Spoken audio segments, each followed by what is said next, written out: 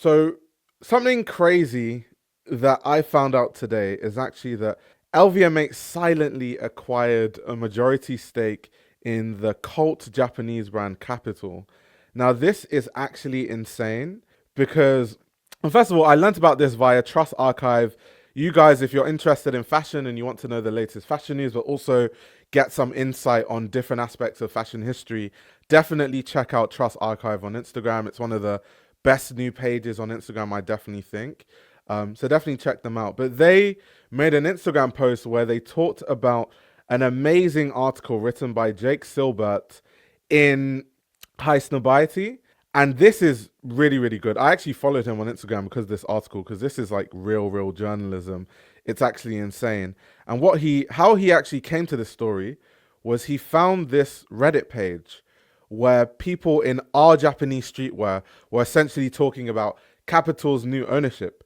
And they noticed that El Catterton actually had a stake in Capital last year. They invested in Capital last year. You can see some of the comments. Oh, fuck, this is an LVMH backed company, RIP Capital. If you click investments and only show majority stakes, Capital is listed, which obviously means that El Catterton has a majority stake in Capital.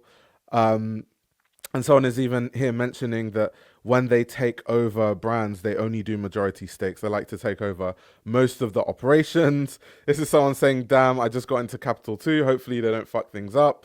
So this was kind of where the noise started from. And this is also what Jake Silbert noticed before he made the bigger article.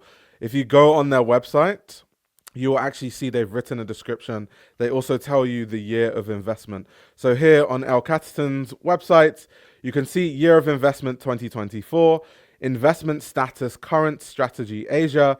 It says in their description, Capital is an apparel brand founded in 1985 in the Kojima district of Japan's Okayama prefecture, the birthplace of Japanese denim. For people that don't know, Kojima is literally where it's like the home of Japanese denim. It's where a lot of the high quality Japanese denim that you see, especially that's made in Japan, is based.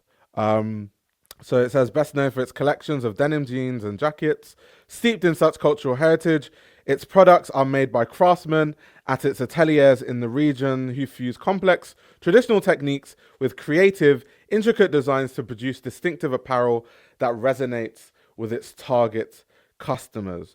Now, before we actually go into the article, I think it'll be really good to kind of touch on the history of Capital very quickly, because I think it's a very important brand when you talk about, Japanese history and things like that.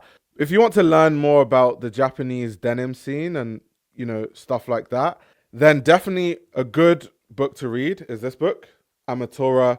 In fashion spaces, this is like a very well-known book that a lot of, people that are obsessed with fashion have read, but basically talks about how Japanese fashion saved Americana.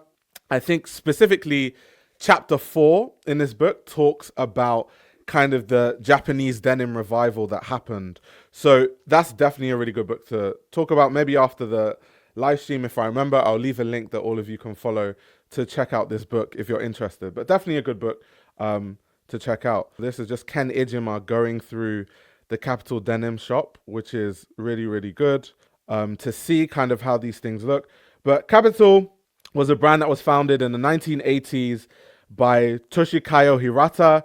He was a karate teacher in the US, and as time went on, he became more and more inspired by the denim he was seeing. And when he returned to Japan, he started Capital, which was a brand that he started with a goal to make the perfect denim. So the brand initially started as a brand that had a denim store and a vintage store, and they were making just really high quality, good quality denim. And it kind of became known for a certain level of craftsmanship by a lot of locals and a few people that were aware of the brand at the time. As time progressed, Capital became more mainstream, and one of the biggest reasons why this happened was because of Toshikiyo's son, who's Kiro Hirata. Kiro was someone who returned from the US. He had an art degree. He also worked at the Japanese denim label 45 RPM, and he joined the brand in 2002. It was after he joined Capital in 2002 that Kapital, as we know it, became the thing. He was the person that brought a certain level of artistic expression to Kapital. So his dad was the person that was known for the craftsmanship and brought that certain level of craftsmanship to Kapital. His son was the person that really brought those creative designs and that creative eye for design to Kapital. So them together was like the perfect dream team, and that's when the brand became mainstream. It was really hyped.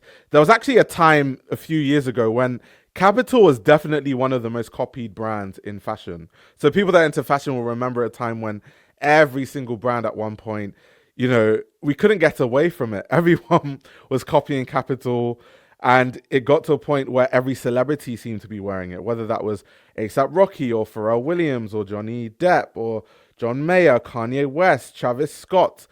And it was really, really hyped pop culture wise. A lot of people were traveling to Japan to go and buy Kapital and to shop Kapital. Kanye West is quite, you know, well known for doing these shopping trips to Japan and cashing out at Kapital. There have been stories about A$AP Rocky doing that as well. So that really is the backstory of Kapital. They're really known for their Sashiko techniques and their borrow techniques. They have really interesting detailing on the denim. They incorporate really eccentric cuts.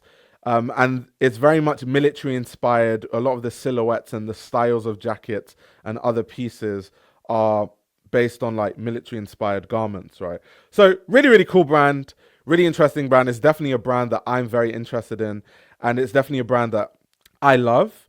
I find very interesting. I don't own anything from Kapital, but I do plan to definitely one day, if I ever go to Japan, it'll be great to actually get that experience and actually try things on and do things that way. So yeah, that is really the story on Kapital. This YouTube channel runs on your support. If you want to support the channel, you can subscribe to my Patreon. You'll gain access to exclusive content that includes everything from my Patreon podcast, where I give a behind the scenes insight into the fashion industry, as well as a fashion book club where I review my favorite fashion books. You can also check out my fashion ebook, which highlights the best fashion journalists to follow, definitions of common fashion terminology, and how to determine what a good source of fashion information is. The links to everything are in the description below.